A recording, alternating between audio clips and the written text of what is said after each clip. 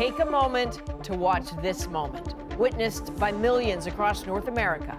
A total solar eclipse turning day to night and back again. Tonight, from southwestern Ontario to Atlantic Canada, Canadians turn to the sky. Excitement, celebration, and absolute awe. It felt like it wasn't real. We break down the surreal and the science behind the show. Billions of dollars to upgrade Canada's military.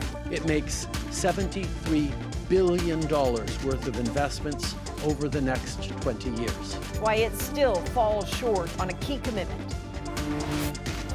And the 14-year-old hockey phenom already joining the ranks of junior hockey history. The game absolutely runs through him when he plays.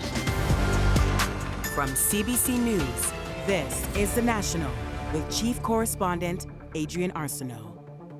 Thanks for joining us. We will not get another chance like that for decades. A total solar eclipse rolled across North America with millions of Canadians in its path. There was celebration and awe all along the path of totality in communities right across eastern and Atlantic Canada. Crowds gathered as the sky darkened until the magic moment when they saw this, the sun completely blocked by the moon. So the eclipse crossed into southwestern Ontario just after 3 p.m. Eastern, tracking across southern Quebec and parts of Atlantic Canada. Its Canadian journey lasting roughly 30 minutes. And we're going to take you along that path of totality, not just in this country, but across North America. First, though, let's start in Niagara Falls, Ontario, where despite the clouds, thousands came from near and far to watch it all unfold. And as Katie Nicholson shows us, it was a pretty thrilling end. They showed up early, well before sunrise, just for a parking spot. We set the alarm for 2 o'clock this morning and decided to get down here and be the first in line. Our spot is... Some traveled great distances. We came from middle of Manitoba. We left Friday afternoon and drove like crazy all the way to get here. And staked their claim for a prime viewing location. We brought chairs, tables, we brought games, food. Where's the pinhole camera thing? The pinhole camera is right here. Niagara Falls was billed as one of the best places on Earth to catch this planetary moment. You'll be able to see the moon encroaching. Attracting hundreds of thousands of eclipse chasers. Just a piece of welding glass on a box made from a case of beer. And we made this in 2017. And everybody who was with me and my family, we all made these.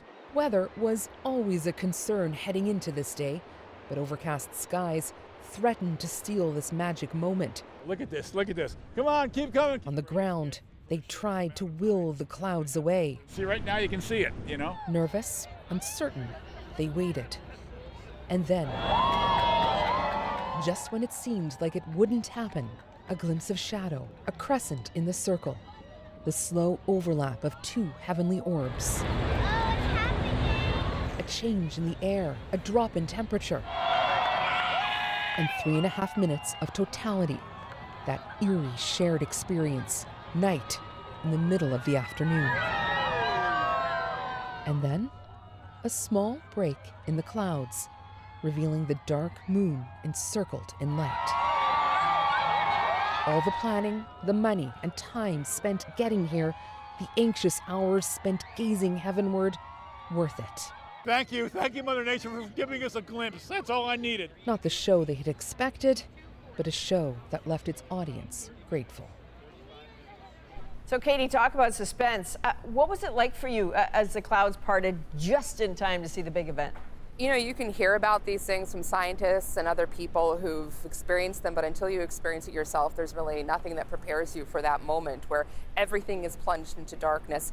And all of these people who you're sharing this moment with, who've traveled great distances, get to experience this one thing that they've been seeking. And we just didn't know that it was going to happen. When it finally did, it was almost this moment of release as everybody really got what it is that they came here for today.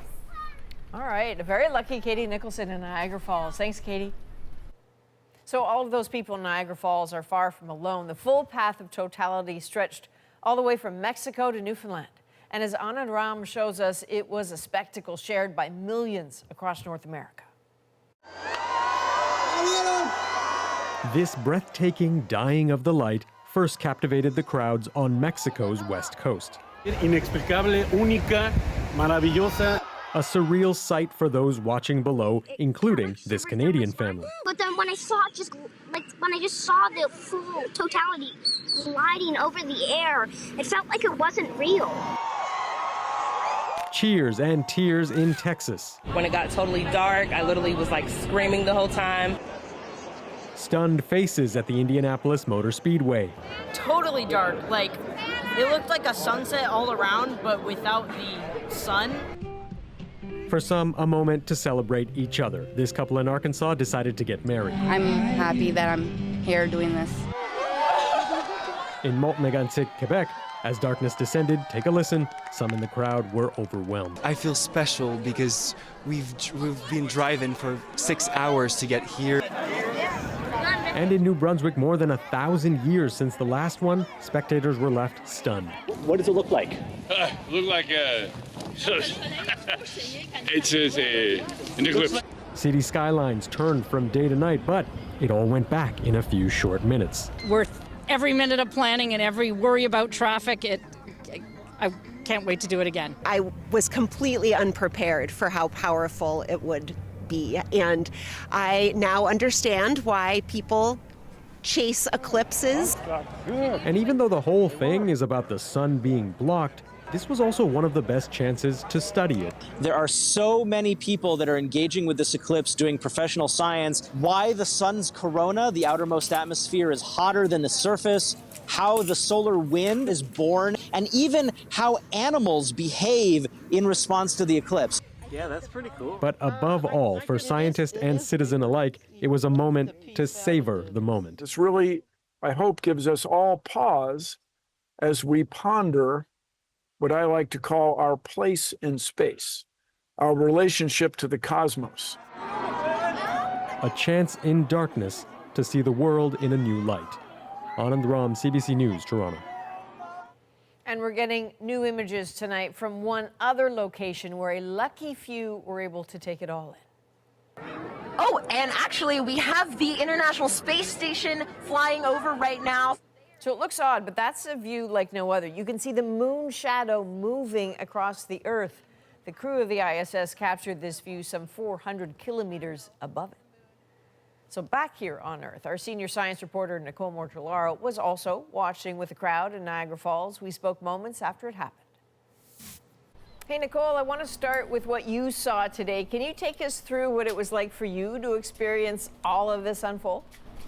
It was, I keep using the word incredible, but that's honestly the word that, that's the best word I can come up with, because it was kind of, it was awe-inspiring. It was this gradual darkness that was coming across, and then suddenly it got really dark. And then there you were in the moon's shadow, and people were cheering, and so that was wonderful to be around so many people who came from all over to experience this. And then all of a sudden we got a little bit of a break in the clouds, and we got to see the sun's corona. I mean, how lucky were we for that? So it was an experience for certain that I wish everybody could experience. It was emotional for you, I gather, eh? A little bit? I cried. I was shaking. I was, and I can't even explain why entirely. It's just watching this phenomena happen was, it just really moved me. So I very briefly here, it's still likely too soon, but what were the sort of things scientists were watching for? Is there something we can learn from this? Well, I can tell you right now that that the seagulls, just before, well, as it was getting darker, they started really acting up. And I didn't want to attribute it to that because, you know, scientifically we can't prove that. But it ended up, I talked to someone from Parks Canada, and he said, yes, it was unusual for this time of day. So scientists will be studying this, animals, and just the way animals and people, I guess, react too. All right, Nicole Mortellaro in Niagara Falls, Ontario. Thank you. We're going to find out more about how the eclipse may affect animals coming up. Many of them use the sun to time the day. Animals also use it as a compass. So we staked out some of the creatures at a zoo for their reaction, and we tracked down Bob McDonald, host of CBC's Quirks and Quarks, for his scientific insight. That is all just minutes away. Well, Canada's military is about to get billions of dollars as part of a new plan unveiled by the Prime Minister. But as Murray Brewster tells us, even with that level of spending, Canada will still fall short of its commitment to NATO. Canada's military is due for an upgrade, and Ottawa says it's ready to spend billions to do it. Today, we are announcing our next commitment to our armed forces and to Canadians' security. It makes $73 billion worth of investments over the next 20 years. Much of that cash, however, comes down the road. In the short term, roughly $8.1 billion will be invested over the next 5 years. This new strategy, the result of a long-awaited defense review ordered 2 years ago after Russia invaded Ukraine. Ukrainian cities and infrastructure have been pounded by Russian missiles. To guard against that, Canada will invest in early warning airborne surveillance planes. Canada also hopes to purchase a tactical missile system for the Army, similar to what the U.S. has given Ukraine. The policy puts a lot of focus on Canada's role in the Arctic, a way to make it more politically palatable, says this expert. It makes sense from the standpoint of trying to get money from Parliament, from the political system. This is what people want to hear. Canada has been under pressure from allies to increase defense spending to meet NATO's target of 2% of GDP. A statement by the U.S. ambassador to Canada says Washington is pleased with the progress so far. But this plan only gets the country to 1.76% by 2029. And that's if everything goes okay, according to this defense expert. There is actually no articulated plan to get to 2%, which I think our allies are going to be quite attuned to, and it will not go unnoticed. Other experts agree and say Canada's business-as-usual approach, such as taking 2 years to rewrite the defense strategy, won't work anymore. And in light of Ukraine, the government will have to deliver on the commitments, and swiftly. Murray Brewster, CBC News, Ottawa. Israeli Prime Minister Benjamin Netanyahu says a date has been set for Israel's offensive into the southern Gaza city of Rafah. Israel's Prime Minister again reinforced his position that entering Rafah is necessary to eliminate Hamas, but he did not say when that would take place or what will be done to protect the 1.5 million people sheltering in the city. All of this as some Palestinians are returning to Khan Yunis after Israel unexpectedly pulled back its ground troops for what it called a tactical reason. This man, one of many to find his home completely destroyed, saying he's been left with nothing. Khan Yunis has been the site of fierce fighting for about 4 months after Israel initially told people to seek shelter there.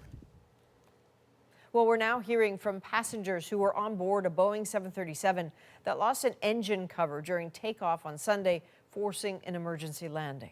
It's only by the grace of God that he got the message. He was calm, kept everybody else calm, and we landed safely. 135 passengers were on that Southwest flight departing Denver. Some say they were yelling towards the cockpit as they witnessed the damage. The plane was able to land safely about 25 minutes after takeoff. The Federal Aviation Administration is, of course, now investigating. Well, Donald Trump is weighing in on abortion rights in the U.S., saying restrictions should be left up to individual states. Cam McIntosh now on why Trump's stance is drawing criticism, and not just from his political rivals. It was supposed to be Donald Trump's clarifying statement on abortion, a 4-minute video released on his Truth social media platform. Many will have a different number of weeks, or some will have more conservative than others. The former president and presumptive Republican nominee stopping well short of endorsing what many of his supporters are calling for, a national ban, saying each state should have its own laws. At the end of the day, this is all about the will of the people. Polls show the majority of Americans support access to abortion. Trump is effectively endorsing a patchwork of state bans and laws that have emerged since the Supreme Court overturned Roe v. Wade, a court decision that had given women the right to abortions across America for decades. Like Ronald Reagan, I am strongly in favor of exceptions for rape incest, and life of the mother. You must follow your heart of this issue. The abortion debate. Republican Senator Lindsey Graham, who supports a nationwide 15-week ban, said he respectfully disagrees with Trump. In his statement, Trump did take credit for overturning Roe v. Wade. He also falsely claimed Democrats support executions of newborns. In a video posted to X, President Biden responded directly to Trump's statement. Donald Trump is the reason Roe's ended. If you reelect me, I'll be the reason why it's restored. Democrats see this as a winning issue, accusing Trump of not being forthright. If he were to be put back in a position where he could sign off on a law, he would sign off on a national abortion ban. There's her little baby book. The Biden campaign also released this video. A woman in Texas denied an abortion under that state's ban after a miscarriage, a resulting infection, possibly leaving her unable to have children. The two campaigns digging in deeper in what could be a defining issue in this year's election. Cameron McIntosh, CBC News, Winnipeg. A new doctrine from the Vatican highlights what it calls violations to human dignity, deeming some as extremely dangerous. Stephanie Skandaris now with what's on that list and why the Pope's stance on gender has some enraged. As the Pope met with families of Israeli hostages, new documents he approved were creating controversy. Delivered by Argentinian Cardinal Victor Manuel Fernandez, they outline what the Church constitutes as human dignity, along with a list of grave violations, among them poverty, violence against women, and war. It opposes the criminalization and persecution of people who are gay. But it also opposes gender-affirming surgery and includes a section called gender theory, which it says is extremely dangerous. I think they tried to walk that fine line to say, there are certain cases that have to be looked at. There has to be a sensitivity to the situation. But as a kind of broad position, the Vatican is saying no to that. Some within the Church say the Vatican having that position seems at odds with Pope Francis's recent attempts at inclusion, like announcements that transgender people can be baptized and be godparents, and that priests can bless same-sex couples. Those who support greater 2S LGBTQ+ rights in the Church weren't pleased with the doctrine. The danger of the Vatican making such statements is that they give license to all of the homophobes and transphobes around the world. And that results in terrible harm. Well, just definitely not helpful. Susan Gapka works to support 2S LGBTQ+ people in Toronto. She says the Vatican's new doctrine takes her back 60 years. I would hide my emotions and my feelings. If it's about dignity, they would talk to trans children, trans people like myself. Gapka says her works will continue no matter what the Vatican says. Stephanie Skandaris, CBC News, Toronto. There are new guidelines tonight for the families of kids seeking treatment for food allergies. They're functioning like a junior emergency doctor for their kids. The risks, the benefits, and what parents need to know. Next. Plus, a teen hockey sensation. I think one thing that stands out for me is how well he handles it. The 14-year-old who's already looking like a star. And millions of Canadians share an experience they'll never forget. The sun is up. I'm headed east. Nick Purdon hits the road in the path of the eclipse. We're back in 2 minutes.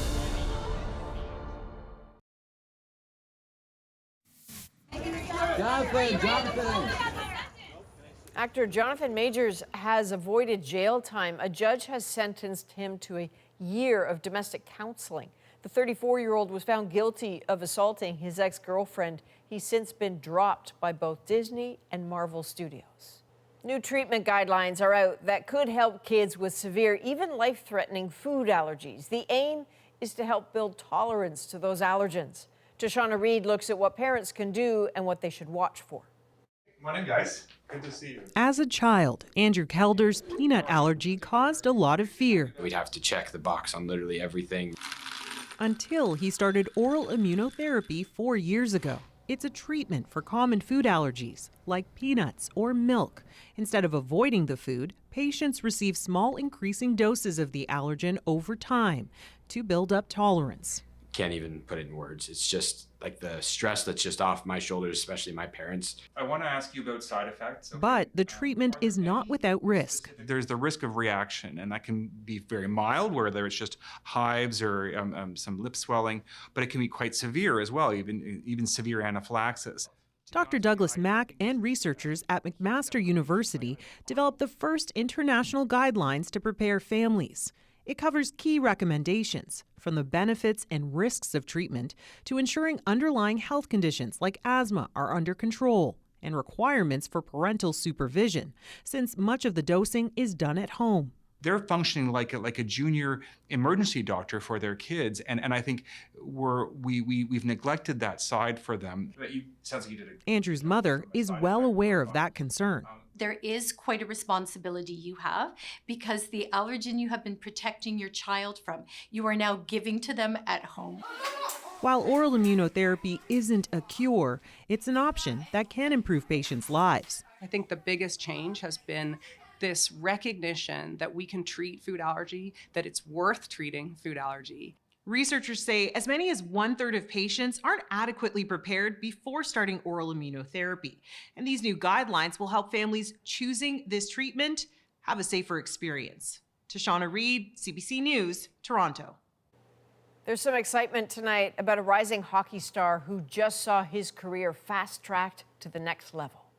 The game absolutely runs through him when he plays.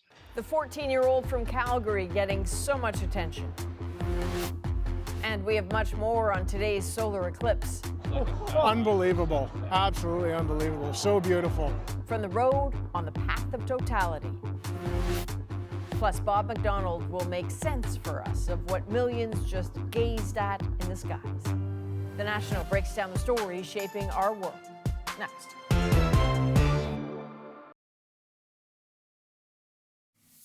Did you marry me?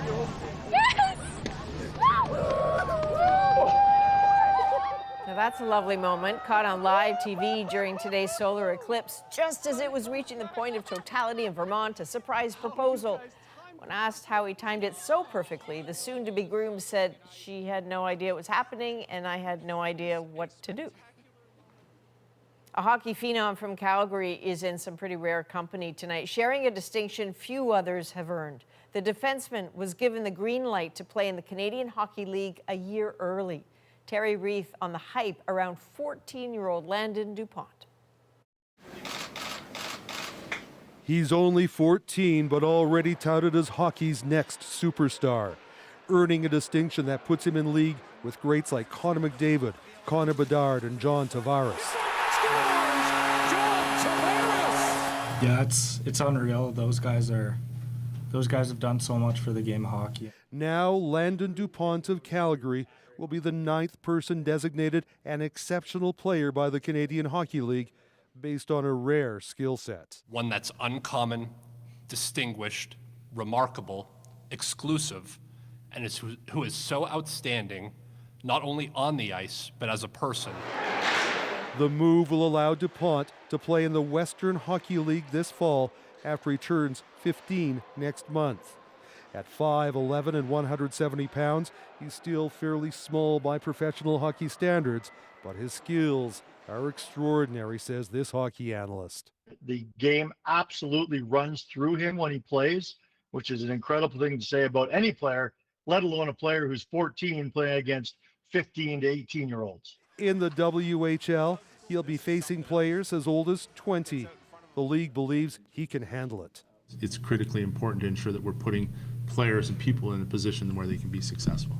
The next stop for DuPont is next month's Western Hockey League draft, where he's expected to be drafted first overall by the Everett Washington Silvertips, creating a lot of excitement for the franchise. I think one thing that stands out for me is how well he handles it.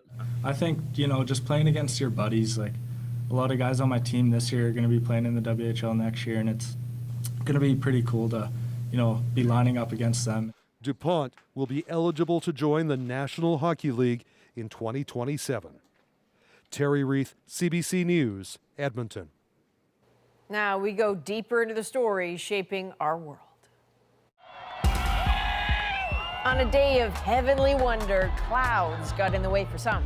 We just got the full eclipse there for a couple of seconds. So we will lead you on a lively quest for the best view of the solar eclipse. We keep watch to see if these wolves think it's worth a howl.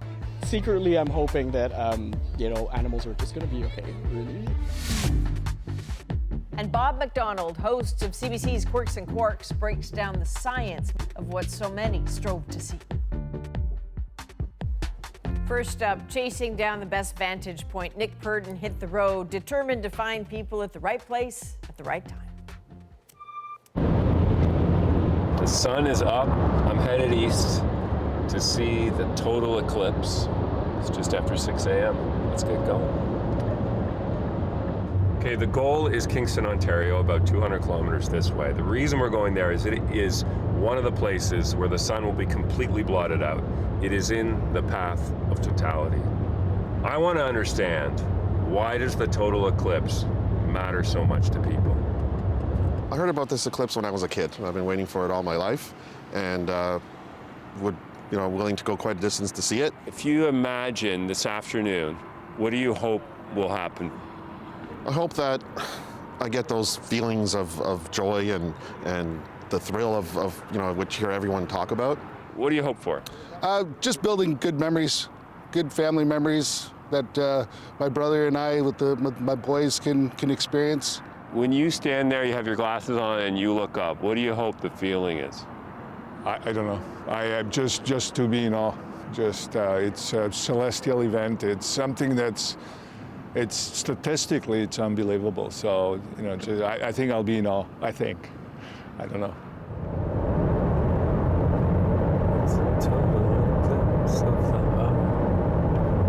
It's maybe not a great song. I'm going to call someone from the Canadian Institute of Theoretical Astrophysics. Her name is Liuba Ancheva, and she has seen a total eclipse before, so let's see what she has to say. Liuba, why is a total eclipse so special? It's kind of a mystical experience. I mean, there are so many beautiful stories. For example, the natives believe that these are close relatives, a mother and a son who meet in the sky, and we need to give them their privacy, and that's why we shouldn't be looking up and let them meet, and because they only meet so very rarely, and then they're separated for extended periods of time again. So I want to show you, Nick, how an eclipse works. So what we have during a solar eclipse is the moon casting its shadow on Earth. So it's between the sun and the Earth casting its shadow. As we make our way closer to Kingston, in a prime viewing spot by Lake Ontario, I meet CJ Woodford. He works for an astronomy education group called Discover the Universe. There's something that we've been observing as humans for thousands of years. They're some of the only things that we share across cultures and borders. And it's always been described as a really emotional, intense event because something that's always been there, the sun, gets blocked out by the moon for those few minutes.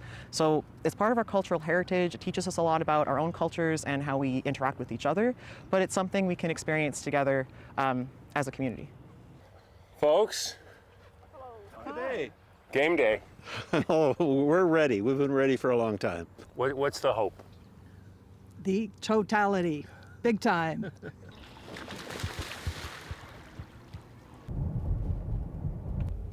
Okay, so we've made it to Kingston. We're about 2 hours from showtime. I'm gonna get rid of the car and talk to some more people. It's getting closer. What's the feeling? The feeling is building up. Everyone's getting excited about this. I've just always been really interested in space, and so having like an impact like this, like that's just so visible, I think is really cool. Like I always use a telescope with my mom to see the moon, so having something like this happen is pretty sick. Tell me what you're doing here. We are here to see the eclipse. We are using this box, glasses, and cards too. Are you going to be a scientist? Yes. Is there something you're going to think about during the eclipse, you think? Probably my dad, because he's always been into astronomy and he kind of passed that on to me, that interest. So I'm going to be kind of thinking about him with this. What do you hope when it happens and it goes dark? What do you hope to feel, to go through, to experience? just feel the positive energy and feel like you're part of the universe and you're experiencing the wonders and the magic that that is the universe that we live in. How's it look so far? Yeah, it's great. It's about 40% covered now. Is it personal for you in any way? Well, largely the most part for me is my daughter is in third year university studying astrophysics. And so being here and participating with her and kind of feeling what she's going through, she's studying this. So so that's kind of cool. Dad better get learning. Yeah, I better learn what's going on. Yeah, for sure. 8 minutes to go, folks. We're almost there. Oh my gosh, I blink. 1 minute from now. It's happening.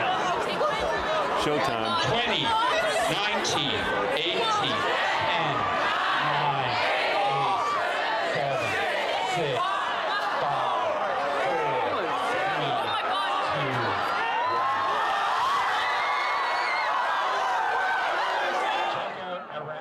2. What do you think? Unbelievable. Absolutely unbelievable. So beautiful. I can't believe I'm here actually experiencing it. Wait. Oh my god. Hey, do you see it? It's like at the bottom. Oh, it's crazy. Oh my god. Yeah. Isn't that so silly? Oh, you can see it again. See like the red? For me, the most striking thing was just how much joy the eclipse brought to people. Okay, so clearly an eclipse can fill humans with a sense of awe because largely we know what's going on. But what about for animals? Scientists are only starting to figure that out. Anya Zolojowski went to hang out with some zoo animals and learn more about what they go through. Thousands of people here to see their favorite animals, but it's not a normal day at the Toronto Zoo. We're here because many have come out for the solar eclipse, but instead of looking up at the sky, they'll be watching the animals. That's because they want to find out if any of the animals act bizarrely during daytime darkness. Otter. The otter? Why the otter? We think them are gonna swim so crazy. Maybe the wolves like howling at the moon, doing something cool. I want to see the capybara. What do you think that they might do? My guess is that they're gonna just roll around.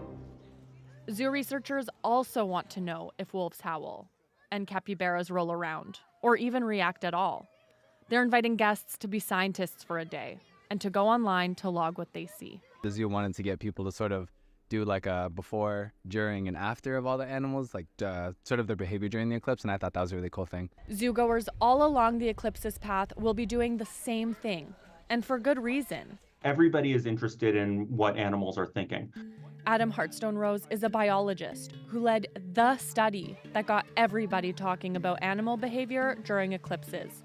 During a total solar eclipse in 2017, Adam and his team observed several strange behaviors at a South Carolina zoo. Tortoises started mating, giraffes started galloping, and flamingos flocked to protect their young. So that was really beautiful. And then when the sun came back, everybody kind of went back to their normal business. Adam says this phenomenon isn't well researched, partly because eclipses are rare. So he's excited to see what happens this year. So that we can see if it's actually repeatable. As is Ezekiel Gadding, an animal welfare researcher at the Toronto Zoo. What are you secretly hoping will happen? Secretly, I'm hoping that, animals are just going to be okay, really. But also, yeah, I'd like to see some interesting sort of like changes. Maybe some animals might vocalize. Are you able to make any conclusions today from the observations that you make? Absolutely not, until we actually get the data. In fact, even when we get the data, we would still say, okay, well, let's wait, or let's, look at the future and see what would happen. It's nearly time. We're joining eager crowds posted up near the wolves. Many people want to know if they'll howl when it goes dark. So since we'll be watching the wolves together, I'm wondering what are some behaviors you'll be watching for in the wolves when there's total darkness? Mainly, we're looking at activity levels. We're also looking at inactivity levels, so those two things are important. The crowd is buzzing. splitting attention between the sky and the wolves. Will the wolves react? We're 2 minutes away. We're probably a little less. It's also the temperature has dropped. I don't know if you've noticed. Like, I'm feeling a little chilly. I mean, it's visibly darker. The wolves are really active right now.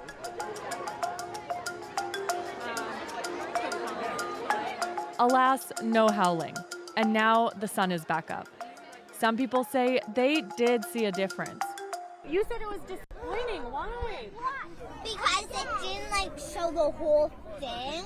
Okay, Because fair. the clouds were blocking it. Yeah. But yeah. something that the wolves did, they were like running.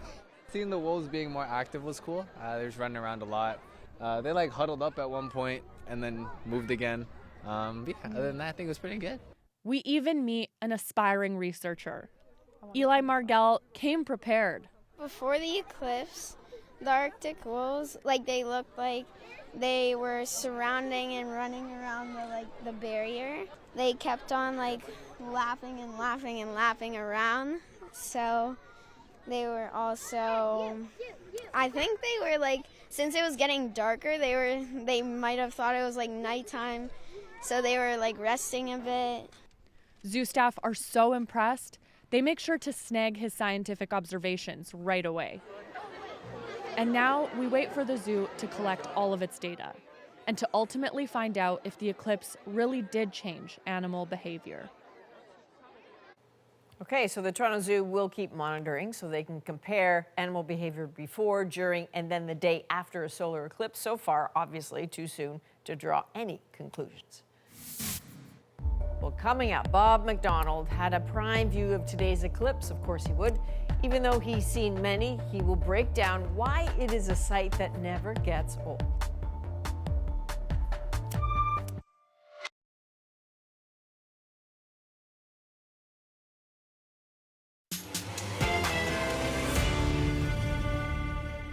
Time for a deeper second look at that slice of cosmic history seen by millions across North America, including here on the roof of the CBC. And look at the CN Tower. It's fully lit. It's I mean, you don't ever see that unless it's 3 absolutely p.m. in the night. afternoon. Bob McDonald, host of CBC's Quirks and Quarks, has watched eclipses around the world, and he's going to share some of what he's learned. Bob, thanks for joining us. You're a very good sport. You're in Kingston, which was a great call, by the way. Great spot. You were there with thousands of people. And I know you've seen so much. I can't really believe that an eclipse would surprise you, but maybe I'm wrong. Oh, you're absolutely wrong, Adrian. I've seen, well, this is now my 7th eclipse that I've seen all over the world, from Africa to Indonesia to Hawaii, now in Kingston. And it is different. Every one of them is unique. And today we were up on a hill, which is a great perspective, that not only showed us the beautiful corona of the sun, that silvery fur that's around it that shone through, but we were able to see the actual shadow of the moon itself in the sky. We could see it coming, and we could see out of it along the bottom. We had a golden glow all along the horizon. There's nothing like seeing an eclipse with the eye.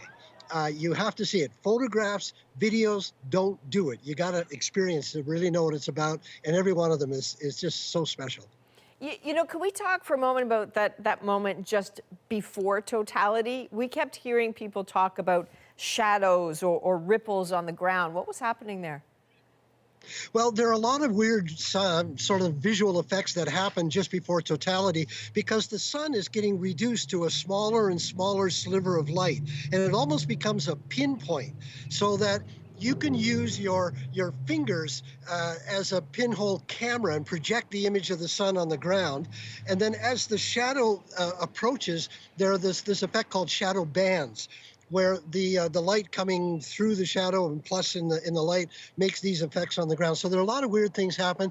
Colors go away. It gets very gray out. You feel like you're going colorblind. If light's shining through a tree, through all the leaves, each one of them acts like a little pinhole camera, and you get all these crescents on the ground. So do you have any explanation, this is going to sound like a strange question, but for the feeling of it? Because we see darkness every night, obviously, but it just felt different. Is that because, and we weren't even in totality, is that because people were together? Is it an imagined feeling? Or is there something about the darkness that's different?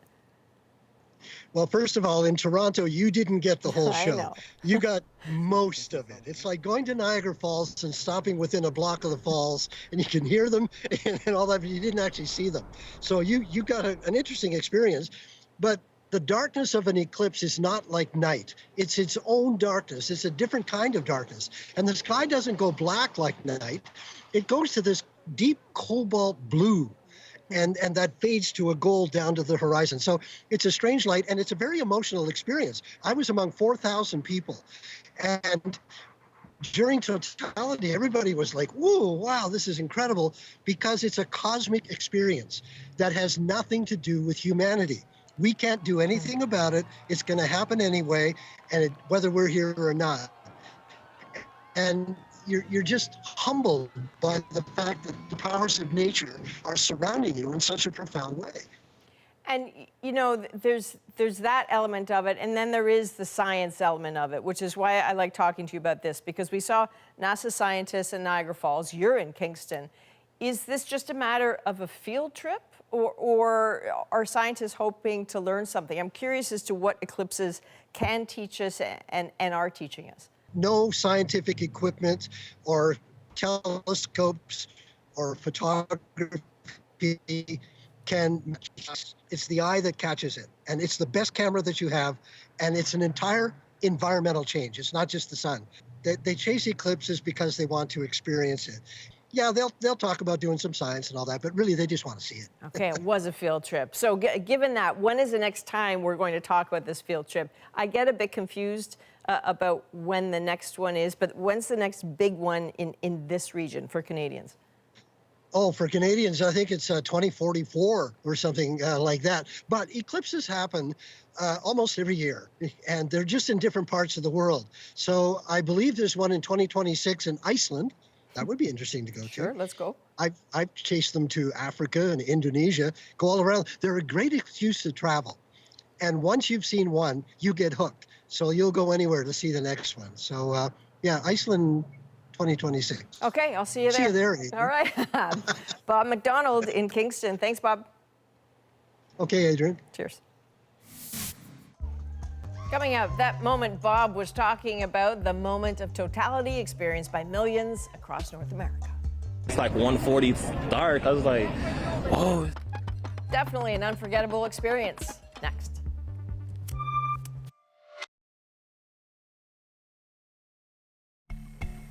So that is Niagara Falls at around 3 p.m. today during the moment of totality, just before a little bit. Crowds gathered to see something they might not have a chance to see again for decades.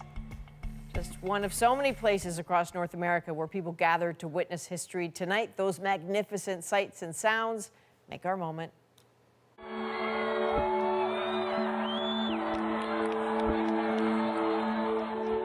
It's a short experience, but it's intense. It's a way to experience nature like you will never experience any other way. Wow. We were just talking about how it kind of looks like a pierogi, comparing it to its food shape. So we're getting to croissant, we're at pierogi now. I don't know if it'll show. I don't know if it's gonna show either. Last sliver. Totality has just started. This is absolutely crazy. Life is beautiful. Whoa. Now you can start peeking out with your own eyes, you guys. Okay, listen for the birds. It's like 1:40 dark. I was like, oh, it's so. It just all so surreal. I literally was like screaming the whole time. Actually cried a little tears. It's more compelling and emotional than I had anticipated. Niagara Falls is beautiful even without the eclipse. The eclipse just made it 10 times better. I love how happy everybody is in this. So while we were all oohing and aahing and comparing it to pierogies and croissants and the rest of it, NASA was sending up 3 sounding rockets to sort of measure the effect of the eclipse on radio communication here on Earth for something for the future. For all of us here at the National, thank you for being with us. You can watch anywhere, anytime on the free CBC News app and subscribe to the National's YouTube channel. I'm Adrienne Arsenault. Take care.